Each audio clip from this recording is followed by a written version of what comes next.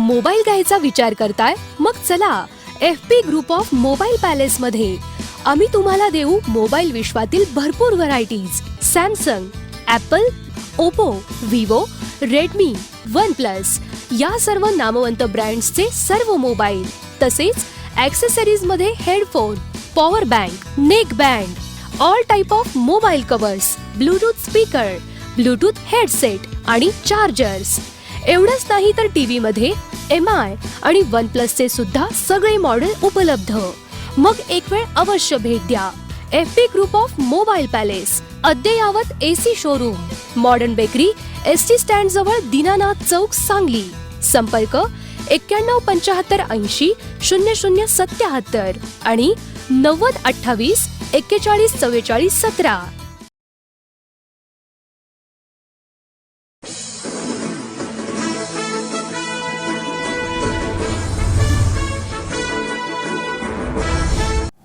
नमस्कार, मी सुनील नाटेकर आणि आपण पाहत आहात लोकसंदेश न्यूज. खासदार संजय राऊत यांनी पत्रकारांशी वार्तालाप करताना म्हणाले की पश्चिम बंगालमधील हिंसाचाराच्या बातम्या फार दुःखद आहेत. पश्चिम बंगालचा निर्णय हा ऐतिहासिक आणि क्रांतिकारक आहे. दोन्ही बाजूंनी संयम राखणे गरजेचे आहे. दुर्दैवाने पश्चिम बंगालचा राजकीय इतिहास हा नेहमीच रक्तरंजित आणि हिंसाचाराने भरलेला आहे. देशाची स्थिती ही अत्यंत गंभीर आहे. सगळ्यांनी निवडणुकांमधील मतभेद वाद मिटवून कोरोनाविरोधात लढण्याची गरज असताना सुद्धा हे का होत आहे याचा विचार दोन्ही बाजूंनी करायला हवा. एकमेकांना धमक्या देणे, इशारे देणे थांबवायला पाहिजे. पश्चिम बंगालमध्ये हिंसाचार घडविण्यात खतपाणी घालणारे हे पश्चिम बंगालमधले आहेत की बाहेरून कोणी याला खतपाणी घालत आहे हे देखील पाहायला हवं. महाराष्ट्र अशा प्रकारच्या धमक्यांबाबत जर आदर पुनावालाने काही वक्तव्य केलं असेल तर निश्चितच ते गंभीर आहे. महाराष्ट्रातून अशा प्रकारच्या धमक्या त्यांना कोणीही देणार नाही. महाराष्ट्राची ती परंपरा नाही. किंबहुना महाराष्ट्राला सुद्धा या गोष्टीचा गर्व राहील की देशाची आरोग्यविषयक सुरक्षा निर्माण करणारे किंवा देशाला आरोग्यविषयक कवच कुंडले देणारी जी लस आहे त्याची निर्मिती महाराष्ट्रातच होते आहे. ही एक राष्ट्रभक्तीची भावना महाराष्ट्रात कायम राहील. त्यामुळे महाराष्ट्रातील कोणतेही नेते, राजकीय पक्ष अशा प्रकारच्या धमक्या देण्याची परंपरा नाही, ते प्रसारमाध्यमांशी यावेळी बोलताना म्हणाले.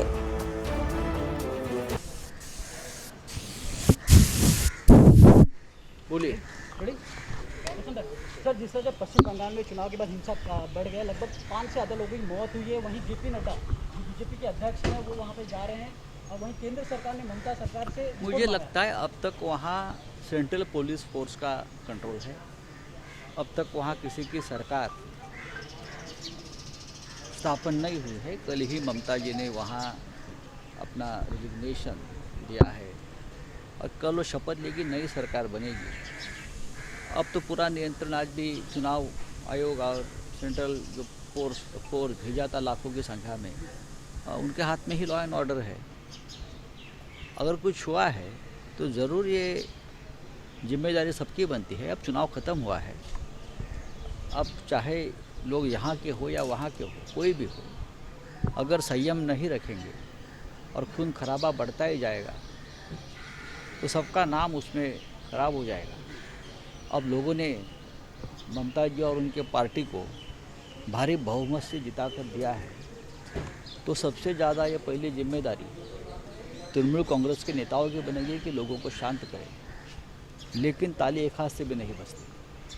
सर, वहीं जिस तरह से बात करें, BJP के नेता हैं दिल्ली से परवेज साहिब सिंह, वो कहते हैं कि जिस तरह से हिंसा हो रही है, वहाँ के नेता, वहाँ के विधायक, यहाँ पे वहाँ के मुख्यमंत्री ना भूले कि यहाँ एक बार उनको भी दिल्ली ठीक है. अब अगर इसी प्रकार की भाषा का इस्तेमाल दोनों तरफ से होगा, सेंट्रल की तरफ से और राज्य की तरफ से, तो लॉ एंड ऑर्डर की बात कौन किससे करेगा?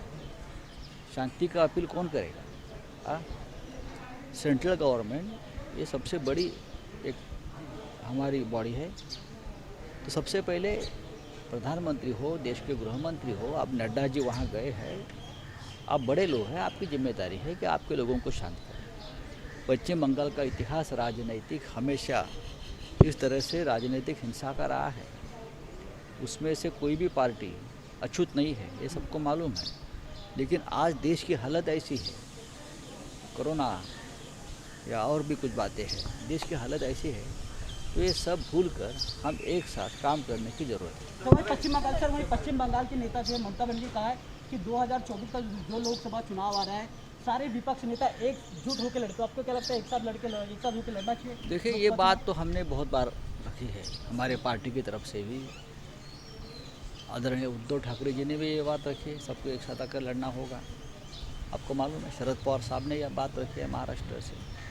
अब ममता जी के इस चुनाव के बाद जिस तरह का उनको निर्णय मिला है पश्चिम बंगाल की जनता से, मुझे लगता है कि उसका आदर जो है करना चाहिए। और पूरा देश की भावना है जो बंगाल में उमटी है, पूरे देश की भावना है ये। जिस तरह से पूरा केंद्र सरकार, पूरी बीजेपी, पूरी सत्ता, पूरा पैसा, पूरी सेंट्रल एजेंसी वहाँ लगी थी ममता को हराने में, तो वो सबको धुल में मिलाकर ममता जी अगर जीती है तो मैं मानता हूँ ये देश के मन की बात पश्चिम बंगाल की भूमि से सामने आई है। तो ये एक जनादेश भी है, एक आदेश भी है कि सभी जो बीजेपी विरोधी है उनका कोई फ्रंट बने अच्छा, और 2024 के चुनाव में हम एक साथ चुनाव लड़े। लेकिन अब उसके लिए अब उसका नेतृत्व कौन करता है वो देखना पड़ेगा। दिल्ली में बैठकर कौन समय दे पाता है ये सब कामों के लिए, ये भी देखना पड़ेगा। बोला, पश्चिम बंगालमध्ये हिंसाचार सुरू असल्याच्या बातम्या फार दुःखद आहेत, चिंताजनक आहेत। खरं म्हणजे पश्चिम बंगालच्या जनतेनं ममता बॅनर्जी यांना जोरदार बहुमत प्राप्त करून दिलं आहे। म्हणजे पश्चिम बंगालचा जो निर्णय आहे हा एक ऐतिहासिक आणि क्रांतिकारक निर्णय आहे लोकांनी दिलेला। ही देशाच्या मनातली भावना तिकडे उमटलेली आहे। असं असताना आता दोन्ही बाजूनी संयम राखणं गरजेचं आहे।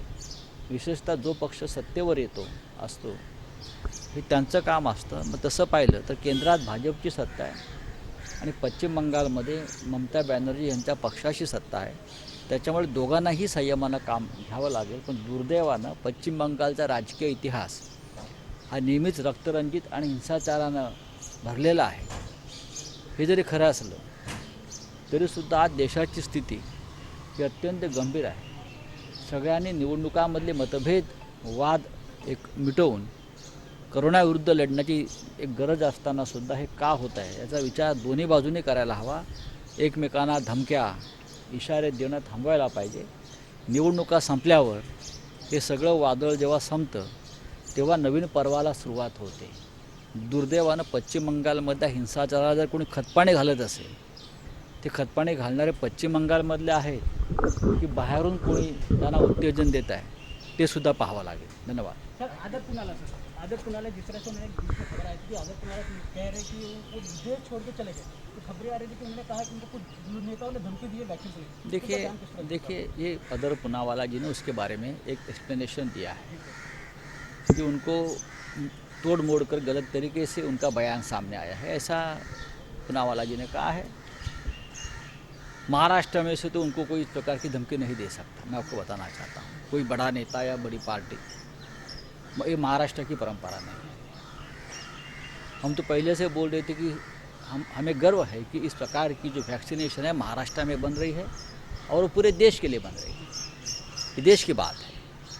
तो हमारे तरफ से या और कोई पॉलिटिकल पार्टी की तरफ से और जिसने इस प्रकार की बात रखी अपने चैनल पर उनको तो माफ़ी मांगनी पड़ी है। तो अगर कोई है तो उनकी जांच होगी। लॉ एंड ऑर्डर का सवाल अगर वैक्सीनेशन के बारे में कोई निर्माण करता है, पैदा करता है, तो ज़रूर हमारी सरकार उसकी जांच करेगी। सर, क्या सुरक्षा प्रोवाइड करी जिस तरह से केंद्र उनको सुरक्षा प्रोवाइड की है? देखिए, उनकी सुरक्षा करना ये सबकी जिम्मेदारी है, क्योंकि उनका काम है वो देश की जनता के लिए है, जनता की सुरक्षा के लिए है और राष्ट्र के लिए है। तो ऐसे व्यक्ति की सुरक्षा करना ये हमारा फर्ज है। बोला पहा की जर अशा प्रकारच्या धमक्यांसंदर्भात जर स्वतः अदर पुनावाला यांनी काही वक्तव्य केलं असेल तर ते गंभीर आहे। खरं म्हणजे महाराष्ट्रातून अशा प्रकारचं कोणीही त्यांना धमक्या देणार नाही। महाराष्ट्राची परंपराच नाही। किंबहुना महाराष्ट्राला सतत या गोष्टीचा गर्व राहिला की देशाची आरोग्यविषयक सुरक्षा निर्माण करणारे किंवा देशाला आरोग्यविषयक कवचकुंडल निर्माण करणारी जी लस आहे त्याची निर्मिती ही महाराष्ट्रात होते आहे देशासाठी. ही एक राष्ट्रभक्तीची भावना महाराष्ट्राच्या मनात कायम राहिली. त्याच्यामुळे महाराष्ट्रातले कोणतेही नेते राजकीय पक्ष जी आमची परंपराच नाही अशा प्रकारे धमक्या दहशत निर्माण करणं ही आमची परंपराच नाही. जर कोणी करत असेल केली असेल तर त्या संदर्भात केंद्र सरकारनं आणि राज्य सरकारनं दोघांनीही खोलवर तपास करावा एवढंच मी सांगू शकतो.